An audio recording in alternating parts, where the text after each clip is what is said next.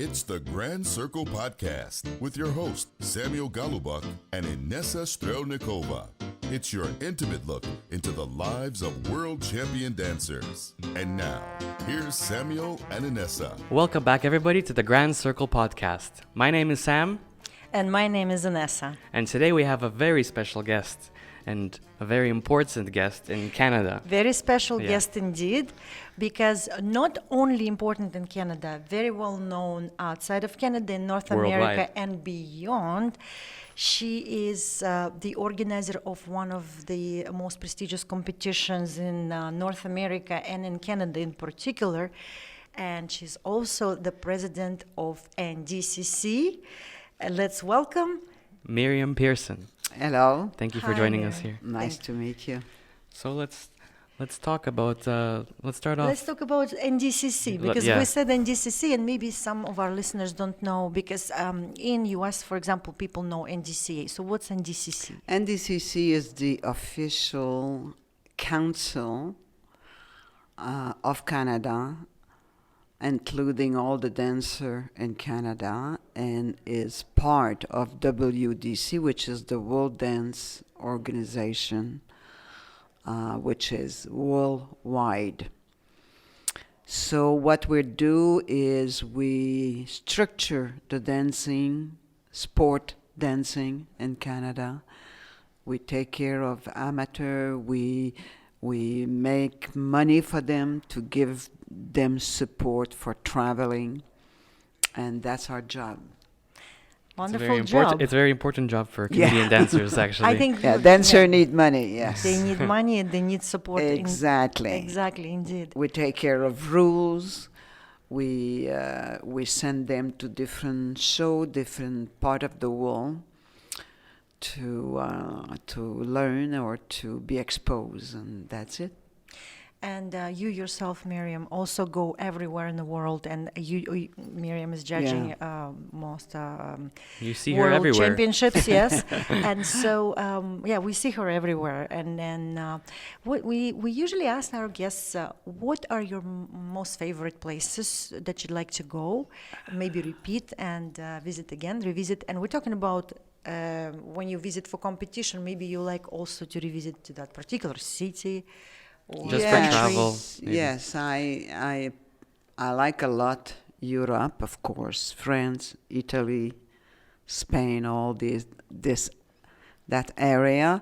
But I really enjoy everywhere I go. You said Europe and like France. Do you see that you live in Montreal? Yes. Do you see that connection? Montreal is a city that's has that Europe feeling. Of course, yes. Oh, Do definitely. When I go in France, I'm home.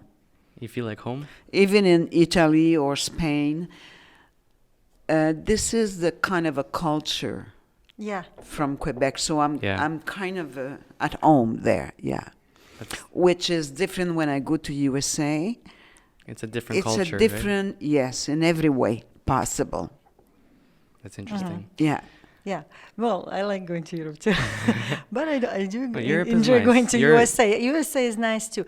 But since we mentioned Montreal, so your competition that we mentioned in the beginning of our interview is taking place in Montreal, in one of the most beautiful cities in the world as well. And it's in a very nice part of the year, even though everybody knows it's cold, it's also very beautiful. It's cold, but it's very nice to look around. It's all white, and this hotel, the Bonaventure, is also a very special architecture. You know, it was built by the famous architect that did a lot of special building in Montreal, and that was done for Expo 67, if you remember. I wasn't born yet. Yeah. You were not there. No, probably. No. There was a famous big exposition in Montreal, and they built that hotel for that event. Wow. Yeah, they even have a river on the rooftop, and they have of a course. garden and. There's a skating system as well. Uh-huh. When you go around that little river that they created. on top, you can put your skate. And then there are dozens of like ducks and some geese. Yes, they have and their house there, and they nourish them, and they take care of them. They have a eat house. And this is located on which floor? It's on the 16th floor. 16th floor. So actually, the lobby of the hotel is on the 16th floor. And there's a pool there, and Yes, we just. Well, yes, there's an outside pool, which is completely warm, yeah, steam. I remember coming to La Classique, Yeah. and people are swimming outside. It's Oh, like it's minus beautiful. 20, and people are swimming. Yeah, yeah. The water is so hot. Okay, so we we named it. I'm Very, sorry. La very Classique. special. Yeah. La Classique de Quebec. So c'est La Classique du Québec, yes, and it's at the Bonaventure Hotel in Montreal, and that is in February 13 to 16. the coldest coming week up. of the year. Yes, it is. Always. The So coldest. there is no bad date for a competition or an event. It's not But it about makes the it, date. But La Classique makes it the warmest. Yeah. No, because they welcome everyone. And it Yeah. also happens during the Valentine's Day. Typically. Yeah. It's the Valentine weekend. It is. Yes. Makes it more special too. Yeah. Yeah. Well, so how many years? Which year is this going to be? So this year is the 44th years. Wow. So next year we're going to have a big party for 45 years. We're always looking for a reason to make a party, you know. So have a party for 44 too. Yeah.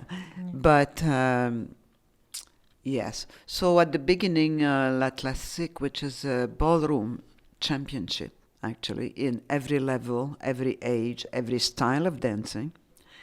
It goes on forever. It feels like a week when you start up to the end. And this competition started in 1977. That was the first one, and that was only a Saturday night evening. Just one day. Just Just the one evening. night. Just one evening. Yeah. Wow. And now it's And then eventually it became a full day, Mm-hmm. and eventually become 1.5 day, and then 2 day, and 3 day, and 4 day. You know, it grow with the. it grows every single And year. at the beginning, it was only amateur. There was no pro. Oh, seriously. There was no pro-am, no pro. No, just amateur. So you grew into a competition Sure. of world class Sure. size and Yeah. 4 days, right? Well, most competitions start that way. yeah. Yeah. 1 day, 2 days. Yeah, you start. Like our sponsors for this smaller. episode, the Toronto Winter Ball. That's right. That's right. It's Yeah, but you always bring world-class couple, and then I believe it's not just one, but 2 shows, right? During your event, you always. Yes, we always looking for someone new, someone fresh, someone people didn't see too often. We're trying to give to the audience some people they don't see all the time. Yes. So it's refreshing, and by seeing some nice couple, it's stimulating for any dancer to see that. and you have it on which days? The We show. start with show from the very first day, Thursday. So for And all then day, every day there's something going on. so yeah. the Thursday, it's the pro-ams that get the chance to watch them, right? Oh, Because absolutely. So you give that chance to the pro-am dancers. Yes, and to it's watch open to world-class the dancers. public. The public can come any night, any day. Do you get any feedback from watch. the public? Absolutely. They just come by and just buy tickets. Oh, and absolutely. watch? We have some very steady customers that have been coming for the last 30 years. Not even dancers, right? No, That's they're amazing. only spectator, and they always have the same seat for years. Yeah. We don't touch those seats. I mean, they It's are theirs. theirs. Reserved for them, right? Yeah. Yeah. Well, Speaking of seats, actually, I always see when I watch videos of Blackpool, I always Mhm. see you sitting in the same seat. Right. I always see you in that corner. Yeah. And can you just talk about that? Because you sit. How long? How long have In you sat in that order, seat? in order to get this front row seat, actually, I got the seat when I was awarded the Carl Allen Award.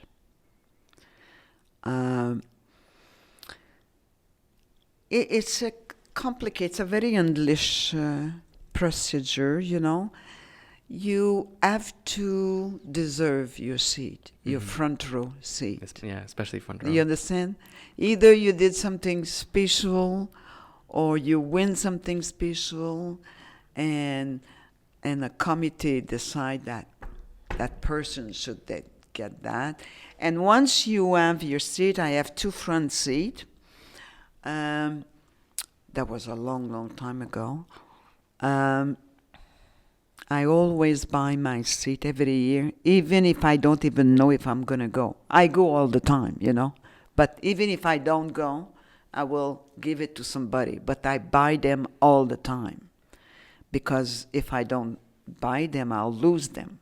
Yes. You understand? It's very prestigious to Yes. be in the To front have a row seat in of the Blackpool. Blackpool. Yeah. So you have the same seat all the time. Now, if you sit on the front row, you must, as a gentleman, you must wear a tie or a bow. Yeah, everyone's You dressed cannot be without a jacket. And of course, forget about jeans. They're going to throw you out immediately. warm. No refund. And for the lady, you have to be wearing city clothes, you know, like evening clothes or cocktail, you know, kind of dressy, you know. It doesn't Formal. have to be extra formal, but it's got to be dressy. Classical, maybe, right? Yeah. Because it's such a And prestigious then at the competition. end of the evening, you have to stand for the Queen when they play the national item. When you're not there and your seat is empty, they notice. They know who it is. They know who didn't stay for the national anthem. Uh-oh. You did not know that, huh? No, I didn't. That's why I always say, and I say to Pierre, you're going to get my ticket this week, but you got to stay for the national. Yeah. Yes. Yeah. So, Good information. Good to know. so if, Yes. anyone wants to go to Blackpool, If you gotta sit stand. in front, now if you sit on second row, you No can one- disappear, nobody notice, you know? So still on the topic of Blackpool, how do Yeah. you've been there for a lot of Of many course. years. How did you see the evolution of dance sitting in that front row? Oh, there's a great evolution. I mean, everything we used to do 35 years ago, we see it still on the floor, Really? but with a much more refined style. More speed, more power. Everything has been refined. But basically, it's the same syllabus. It's the same step. I don't see The step stays new the step. I But- see new people, though. They dress differently. They look up today. You know, they look like the people of today. modern. Of course. And they're still using the same routine we used to do, but in a more refined way, more exaggerate, more work, you know? Do you have a favorite style? I think that probably most people would think that I prefer Latin to ballroom, but it's not so. Aha. I prefer ballroom. Exclusive at the Grand Circle Yeah. podcast. Yes. Ballroom is very special because of the contact. Yeah. It's you cannot fake ballroom, you see? Because You you're always cannot connected with the fake. person. Yeah. Because when you fake, you know, your swing will be disturbed. Something's going to happen in the look of the swing. Latin, you can kind of camouflage a little bit. You know what I mean? Speaking of faking it, you as a judge, Yeah. do you see couples faking it? Of course. She can spot that Of couple course, that's faking. immediately.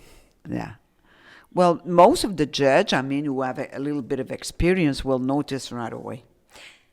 What Yeah. for you is most genuine dancing in Latin, for example? Like, what's the most genuine? What's not faking then? The genuine, the true. What is important? What's important? Your question, I'm not sure. Yeah, What's important? I'm trying to reverse it. Yeah. When you said in Latin, it's easier to fake it. So, Yeah. and then you see it right away. And then when you see couple that aren't faking it, so what are their qualities? It's very hard to dance and stay natural. You know, most people feel they use the technique to a very raw way. You know what I mean? It's not refined. Of course, with experience and training, you refine your work, yes. And then you don't work as hard 5 years later than you did 5 years earlier. But most people do it too much on purpose. They don't understand where it's coming from. So they copy gesture, step and gesture, and even facial look, you know. Expressions. They copy. It takes a while and a little bit of maturity to understand that eventually you should not try. To copy. You just need to know about it. Once you know about something, you don't need to do it anymore. You understand? Yeah. It's like, I don't know, if I explain to someone, a dancer, to what is a sway, for example, if I'm teaching a waltz, it's always dangerous to explain what a sway is, because the person's going to see the body shaping in one side, and that's going to stay with that person. And as soon as you're going to turn your back to them, they're going to overdo it and look ridiculous. Sometimes I say to some people, I'm going to show you how something works, but once I feel you know it, don't ever do it again. You just need to know, and it's going to be perfect in your dancing. The information, to understand the information, but that takes time. You cannot demand that to beginners. Well, everything takes time and experience. If you have it, then Because the beginner they listen, but they don't understand. They just listen. So they copy. well, some don't listen. Also. But you understand, it's like this in anything, not just in dancing. It's, you can play golf all your life, and till you understand how the swing work, You're not gonna play you're golf. going to do it wrong. You're going to do it wrong, and one day you're going to say, oh my God, this is where it's going. It's coming from, oh, I should have done that 10 years ago. That's what happened. Yeah, takes time. Do you think it's a good idea for couples when sometimes so they're progressing, and suddenly, they're on a plateau, not progressing, and some couples even decide to take a break? What do you think? Is that helpful, or it's actually super worse? A break it's not really a good idea. It depends how long the break. If you take a break for a vacation for a week or 2 or even 3, you come back and you're all fresh and you both have the guts, you want to do it, that's not a problem. You're not going to lose your capacity. But if you take a break because you're completely down, that things are not working, it's a very negative way of stopping. It's going to be hard to charge you again to start over again. And if you stop too long, it's going to be harder physically. True, I agree. But we want to know your opinion.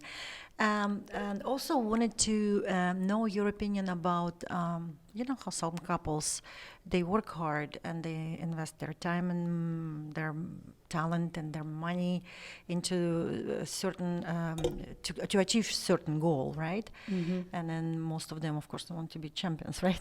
So, but where I'm going with this, and so let's say this couple is doing really well and maybe in some world championships, suddenly they got a breakthrough. And then they suddenly become cautious, and locally, like they're really almost scared to dance because in their mind, they're thinking, oops, well, we don't know how it's going to go here. What if that's going to affect my rating and etc. What do you think about Yes, this is a situation that happens in every sport or art. When you're the number one, the next day after the number one winning the number one, the next day you've got an unbelievable pressure on you. Because now you have to be as good as you were yesterday when you win that champion. You understand what I'm saying? Huh? The pressure, not everybody can deal with the pressure. Some people deal very well. Some people, become excited by the pressure. It's giving them a kick. It's giving them more energy. It's exciting for them. Some people, it demolish them. You know what I mean? It's like it kills them because they cannot take the pressure of disappointing the people who's looking at them. It's hard on the family too, because it's harder when your family is there. Yeah. Because you don't want to disappoint them. Right. But that, you're the only one who can really control that. You could use professional help if you want. It could work and it may not work also. It depends. Each person has a different way. I wanted to speak a bit about more related to the sponsors of this episode, so Toronto Winter Ball. How do you enjoy coming to Toronto for competitions? I do. And absolutely. I enjoy it a lot. I know a lot of people. They come to Montreal. We kind of have an exchange, a very steady exchange between the two cities. A lot. So dancers from Montreal come to Toronto, and Toronto dancers go. It's always been like that. Pro-am, amateur, and professional. Absolutely. So we all. Yeah. I find, I'm not saying who's better, but I find in Montreal the crowd is very alive. Alive, yes. They're very active. They react. But But that's also the way French people are, in a way. They have that kind of a freedom about laughing or not laughing, whatever. They don't hold back as much as, I would say, the general people of Ontario, for example. They would be not so open about certain things. Yes. So I think that's in the culture. That's in the culture to be like that. But people are not afraid to laugh at themselves. No, not afraid, right. Speaking about laughing at themselves, the world famous Just for Laughs actually was born in and actually it's still produced in Montreal. Yeah. And this show is all about laughing and making jokes. Pranks, jokes, yeah. Yeah, pranks and jokes. And every airline now almost has this episodes from Montreal. And then you guys yourself, if you ever visit Montreal, or if you come to visit for La Classique this year, you can experience the energy of the audience and the people of Montreal and Quebec. And then let's repeat again the dates for La Classique. So it's February coming up, February 13 to 16, 4 days starting on Thursday. Yeah, that's the weekend of Valentine's Day at the Bonaventure Hotel, downtown Montreal. And then the website for the competition of La Classique? Yeah, you can go to the website. You can order ticket for spectator or competitor, whatever. You can find the schedule, everything you need to know. And you just go to laclassiqueduquebec.com. L-A, Classique, C-L-A-S-S-I-Q-U-E. Yeah. Du Quebec? Du Quebec. No accent, yeah. La Classique du Québec, all attached.com. We'll have it attached in the We'll description. have it, yes, for sure. Yeah. And then, of course, we would like to thank you for sharing with us my your pleasure. time and sharing some insights and your thoughts about the dancing world and the dancers. And we, of course, wish you great success in February. And Thank you so much. we're looking forward to it because we'll be there. Oh yeah. Yes, thank you, Sam, and nice, Thank you, very Miriam. nice of the invitation. Thank you. Thank you very much. Bye bye.